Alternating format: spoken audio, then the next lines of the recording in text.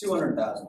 That's how many crashes there are every winter due to icy windshields and poor roadway visibility. See, this used to be another number to me until a good friend of ours, Majid, was involved in a serious T-bone crash. The other driver was found at fault because he has icy windshield and ran a red light and crashed right into Majid. The truth is, scraping ice off your windshield in the morning is frustrating, annoying, and most importantly, it's time consuming. It can take almost 10 minutes on a harsh winter morning to fully scrape ice off your windshield and be safe to drive. In those 10 minutes, you could grab a bite to eat on the way to school or work and make a cup of coffee. And hey, I would kill for an extra 10 minutes of sleep every morning. Now, by a raise of hands, how many of you would rather have that 10 minutes to yourself rather than scraping ice off your windshield? Exactly. In a perfect world, there's a way this happens. And today, with Frostbuster, that perfect world becomes a reality. So Frostbuster is a spray product that can be sprayed on a dry windshield before an icy period, so that prevents ice from forming at all. My name is Ryan. I'm joining here with Lucas, Sam, Ishan, and Ronan. So first off, we prioritize our product to be easy to use. A few quick sprays and that alleviates a protective layer on your windshield to prevent ice from forming at all. It's also safe for your vehicle. We made sure that it won't damage your car's paint, rubber seals, or its windshield wipers. And lastly, we want to save your time in the cold. Listen, we know the hassle of trying to scrape that ice off and how much time it wastes, and we just want to save that precious time as much as possible. So diving further into our product, our spray contains an alcohol-based formula, including isopropyl alcohol, ethylene glycol, and propylene glycol. And just wait, investors, this is safe because we have validated this with a chem teacher in Barrington. And a fun fact is that isopropyl alcohol freezes at a degree of negative 130 degrees, meaning that we are confident that our spray just won't freeze over your windshield. So we decided to test this solution further. On a snowy night, one day, I decided to leave my car overnight with Frostbuster applied on the windshield. And I did not. So when I came to my car the next morning, as you can see, my car had minimal ice and snow on it. I was able to get in my car, drive straight to school. I got there early, got some missing assignments done, and got to my first period on time. I spent 5 minutes clearing my car to make sure it was safe to drive and was tardy to my first period class. Just like Sam, this is Tom. Tom is a middle-aged man who lives in Crystal Lake, Illinois. He has a 9-to-5 job, and almost every morning in the harsh winter months, he has to go out early and scrape the ice from his windshield. He could be using this time way more wisely in the morning by doing something else. We understand that Tom has a lot of options when it comes to scraping his ice off his windshield, so here are some examples. So our first major direct competitor is Prestone Ice and Frost Shield, which is a similar product to ours, which can be applied to your windshield, which prevents ice from forming, and according to Amazon reviews, is long-lasting and works effectively. However, this product can leave a thick residue after use, which can be very hard to get off, obviously according to real Amazon reviews. And our next indirect competitor is FrostGuard, which is a plastic cover that can be draped over your car's windshield, again, which is effective at preventing ice and very easy to put on. However, this product is very hard to store because if you think about it, if you're rolling this thing up and putting it in your car, it's going to be dripping ice everywhere, dripping water. It's not something you want in your interior. And also, it doesn't cover your windows, so your windows will still frost over. So jumping back into our Frostbuster, we summed up our cost of goods, and I will be labeling each ingredient, how it serves in our product, and the cost. So we are looking to buy 16-ounce bottles for $2, and that is before bulk. In the future, we plan on buying our bottles in bulk, which will reduce our cost of goods sold and widen the gap for our gross profit margin. We also have our main ingredients, isopropyl, ethylene, and propylene, and we've estimated that will cost around $1 in one bottle. We have our dish soap for 25 cents, and our labels for our bottles and packaging for shipping boxes when we do fulfill our pre-orders and order sales. And this sums up to a total of $6.75 per 16-ounce bottle, which also leads to our price of $11.99. Why did we price this at $11.99? Well, we just wanted to widen the gross profit margin to around 50%. However, we are at a 43.7% rate, which we are satisfied with. We have also released surveys to potential customers on how they feel about pricing and buying ice preventative products. And they said that they felt like around the $10 to $12 range is good for them. So we priced our price at $11.99. So moving on to the bigger picture now, our total addressable market, which includes all automotive accessories, is $196 billion. After slimming this down to people that only live in the United States and get snow on a regular basis, we were able to get our serviceable addressable market around $260 million. We estimate that we'll get around 11,500 customers to buy Frostbuster, which includes 2 bottles per customer, which should last them the winter. With our pricing at $11.99, this should get us to our first year sales around $270,000. And this is what makes up our market share of 0.1%. So where are we gonna place our product in the markets? Well, we have our direct channels, which will be on our website, which we are currently using. And some benefits of this is that we have total control over our product. And we cut out the taxes and fees that indirect channels are incurring on us. Flipping to the other side, we wanna try to aim for indirect channels because it gives us more mass marketing of our product. We plan on giving this to gas stations, auto shops, auto zones, car dealers, and hopefully in the future retailers. Some of the benefits of this is that, obviously I stated, we can get mass marketing for our product. However, we can incur some taxes and fees that are not necessary. So as Ryan said, we're currently only accepting pre-orders for Frostbuster on our website or our landing page. So with this landing page MVP, we're hoping to test two things. First, our solution. With the pre-orders, we're hoping to make sure that our solution works 100% in every case scenario that people might find themselves in with winter weather. And we're also testing our customer segments and seeing which different demographics will pre-order Frostbuster. So speaking of our actual landing page, this is a direct screenshot from our landing page that we built using Wix. And we have a clear title to draw customers into our product, basically saying that their problem exists and that we recognize it. And we're drawing people towards that pre-order button at the bottom to further pre-order Frostbuster. So to boost this landing page further, we're utilizing two different marketing streams. The first one is Instagram posts. Posting on Instagram is free for us. However, we found that it has a limited engagement ratio and it also has a broader location scale, so we'll be reaching people all over the world. On the other hand, postcards are more localized, so we'll get a more targeted audience. However, they are paid, but we're predicting that the engagement rate will be higher than Instagram posts. So regarding Instagram, we posted this exact post just a couple weeks ago. We have a clear title at the top drawing people in that we're tired of a frosty windshield, and a clear call to action at the bottom to visit our website that is linked on our Instagram account. So over the past couple of weeks, we found that 1,548 people viewed this post, with 42 people clicking on that link to our Instagram, and 12 people already pre-ordering Frostbuster. So digesting those numbers further, that gives us a click-through rate of 2.7%. So that's the amount of people that saw our post and clicked on the link. And of the people that clicked on that link, 28.7% of people already pre-ordered Frostbuster. Moving on from Instagram, these are our postcards that we will be leaving on people's cars in malls, workplaces, schools, anywhere where there's gonna be a large concentration of cars parked for long periods of time. So we would ideally place these on cars with the big title that says, "Wish you didn't have to scrape all this ice," referring to their icy windshield, with a clear call to action to scan that QR code that leads directly to our landing page.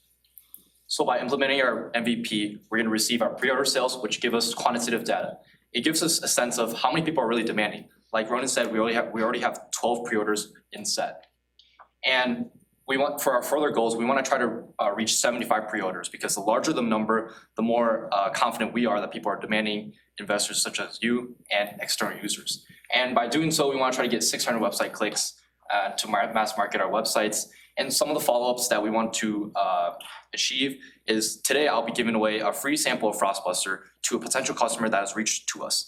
And we want to try to collect qualitative data so that way we can enhance and improve our product in the future. And we will be fulfilling pre-order and order sales in the future. So starting from today, we plan to continue to test our product and also continue to accept pre-orders. So by the 9th, we'll have a final product.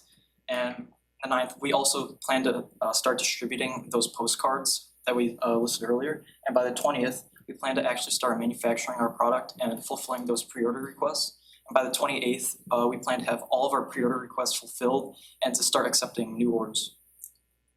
So investors, we are asking you for a total of $566. 59 of this will go towards marketing and advertising, which we will put all of that towards our postcard printing, which we will be able, with this money, we'll be able to print 200 postcards and reach an audience of 200 people. And the rest of this will actually go into manufacturing our product. This way we can fulfill our pre-orders and then also make more sales. With this $507, we will be able to produce 75 units of Frostbuster. Our gross revenue will be about $900, which we will then kick back to you as the investors, and then put the rest of it into growing Frostbuster into the company we believe it can become today. Frostbuster, no more scraping, just smooth sailing. Thank you.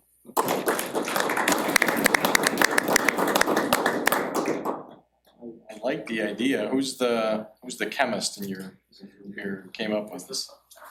Well, we have Ronan, you're kind of the chemist. Yeah, the chemist. Yeah. Okay. So how did you figure out what's different between yours and Prestone? You said the Prestone one was left of residue, it's hard to get off. How did you determine yours isn't going to be like that? So we've researched Prestone, we've noticed that a lot of reviews said that they obviously left residue, and we've also researched kind of the ingredients that they use. According to the ingredients that they use is gonna leave residue, and so we've kind of altered and trying to test our solution on our own windshields, and we found out that through testing and finalizing our solution that our ingredients that we use don't incur as much residue as Prestone actually. Did you try the Presto? Did you pick one and try it? Yeah, we Do bought- like half and half? yeah, that's how I usually test it, yeah, so we found out. So you just spray it on, you don't have to wipe it or anything, it just sprays on? No, so you'd spray that on the night before a snowy night, so when you wake up, when there's frost on your windshield, you'd spray that the night before on your dry windshield. So when you wake up in the morning, there'd be no ice and you could just drive away without having to scrape any ice in the morning. How long does a bottle like this last then, for a car? So we're aiming for 12 hours. We've currently tested, we've gotten up to 12 hours before. We're just working on perfecting the formula to make sure it gets up to that 12 hours for every scenario. Like we've noticed in some cases, if it's extremely windy, it may not last as long. So we're finalizing this product to make sure it lasts. So 12 hours for the formula on the windshield. How many applications? Yeah, how many applications per bottle? You just need to spray around just a few sprays at night. You don't need to reapply overnight. Like per window or per glass, like Yeah. a couple sprays? Yes. And then you don't have to you just spray and that's it? The spray. So from a pricing standpoint, I noticed you don't have to go back to, but I think it was like your cost of goods sold was $6 and maybe $3.50 of that was the ingredients. Might it make sense to have a smaller bottle option that, uses maybe a quarter of those ingredients and then can come in at a much smaller price point that kind of comes into that like, And fits in the glove box? yeah, fits in the glove box, it's something that's on the shelf at the car wash or whatever that that's like an impulse buy. And maybe during your testing, see if there's different demand for different price points and different sizes. Cause I think people are more the impulse, getting rid of it than seeing if they can buy a season's worth of that, they're not thinking about how many times they'd use it. They're thinking that if it works the first time, then they'll get more. That's a great suggestion. You guys, this is an excellent presentation. You all, the presentation itself is really good. You all did a very good job of presenting what it is. I'm like, so like, how busy are you tonight? And does anyone have first hour open? Because there's a winter weather advisory. Yeah. Tonight, there's going to be layers of ice. You get the postcard, you go out tomorrow morning, first hour into the parking lot, you spray every other car. Talk to a lawyer first, but. You put the postcard that says, I sprayed your car with this, with the QR code or And we'll be whatever. back tomorrow They come for the out, they results. see, Yes. They get out there at the end of the day when every other car is filled with ice and yours aren't, it's awesome. So, it's like this perfect opportunity if you can just get out there and do it right now. Which gets me to, so I love the idea, but it does get me to the part where this is gonna be a little tough on the seasonal sales channel, right? It's gonna be pretty lumpy throughout the year in terms of being able to do that, so you'll just have to accommodate that. And then the last thing is to follow on Mr. Howard's point is just the COGS actually seem pretty high to me for what you're doing in terms of being able to buy alcohol and all that kind of stuff in bulk or whatever. It should be, Seems I would really think, high. way less than $1 per bottle for the isopropyl, for example. So, but really good, and you've got a singular opportunity right now to prove something for tomorrow. And is this something that, in terms of mechanically how it works, it prevents condensation on the window, but it's not gonna prevent like a 12-inch blizzard from eventually piling snow up on there. It's like Saltmere Drive, right? It just lowers the melting. Yeah, but at some point it dilutes out and then the ice starts to accumulate. It might be good for a winter like this where we hardly have any snow, but every morning if you park outside, you still have that ice build up. Yeah, Well, it's Frostbuster, not Snowbuster, Nick, as you. I know, but the photos always showed the snowy window with, you know, a lot of snow and a cleared window. I'm with Eric, it was a really, really good presentation. I mean, you guys, you know, you look like a unit too. Like, seems like you guys are all working together and are on board and with the vision. If not, then you're good salesmen, which is also a bonus. How much does the Prestone cost consumer? What'd you pay for the bottle you used to test or? So it is cheaper than our products, but we, like, the cost of goods we have right now, that's kind of pre like bulk order and all that, where it's like early starts, we're trying to just test that demand there, but like more in May is kind of like, and then like also next winter, since this winter's kind of coming towards its end, we're not looking to buy tons of inventory and stock and just have it sit there. So once we get down to our cost of goods down, we will then like get that price down maybe a little bit. And but if that demand's there, obviously we won't. So know what that is, right? Yeah. The investors want to see, okay, at scale, what happens to the COGS, right? Yeah. So we understand, we're looking at it and saying, yeah, it's really, but what we're really telling you is, what is it gonna be when you scale up? Of course, that it's gonna cost more when you're making them by hand. Yeah. So do that research and show us how this could actually beat Prestone in price at scale. And, you know, your whole product is this label, so I think branding and packaging is gonna be, like Nick said, impulse purchase, you know, on the shelf at car washes, gas stations, all that. It's gotta be grabbing, it's gotta look good, it's gotta feel good. And maybe show a couple different sizes as well, travel size and garage size or whatever. But this has gotta be, it's gotta look good, right? I know it's MVP, I'm not judging this label, I'm just saying for May. It's more of a price point thing than a volume thing, you know, like you always hear about shrinkflation and, you know, people just want a $2 bag of chips, they don't care how much is in it. And so it's like, you kind of gotta size that bottle accordingly to a price that, you know, people are gonna grab it off the shelf. Great infomercial product as well. Yeah. Get a Billy Blanks or, was that the guy? Yeah. Yeah. But I think, yeah, what he said about doing some research on how much 10,000 units worth of isopropyl alcohol, how much it costs to actually get that, because $1, you know, $3 worth of alcohol seems like just an incredible amount. I bet that's like 50 cents worth at the most, or 10 cents worth. Also, just make sure that it works okay with PPF. You guys know what that is? Yeah, so that's more and more common and prevalent, right? So you don't want to go out to market, somebody's like, this destroyed my PPF. Yeah, no, because PPF, you can use isopropyl alcohol on, I've tested it before, and you Okay. can use isopropyl alcohol Alright. on. Just make sure that whatever you're combining in there, something else doesn't corrode it or whatever. You gotta be safe. Think of all the different types. There's also some parts of the car that are not glass, that might be like a polycarbonate on the rearview mirror or whatever. Just make sure it's safe on all those surfaces. There's rubber, seals and stuff by the windows, so you just be covered there. You don't wanna be dealing with, issues like that. Yeah. You go to the ask real quick. Yeah, that seems fine. You really want the postcards? Who are you gonna mail them to? No, he's gonna stick them in the windshield wipers. Oh, the windshields. All right. Okay, that's a good idea. I was thinking You the need more, marketing. I was- 10 more bucks, you're gonna get 500 That's a good postcards, idea. 20 more, you're gonna get 1,000. Don't order just 200. It's not much to, so I'm okay to give them a little bit more to, 600? yeah.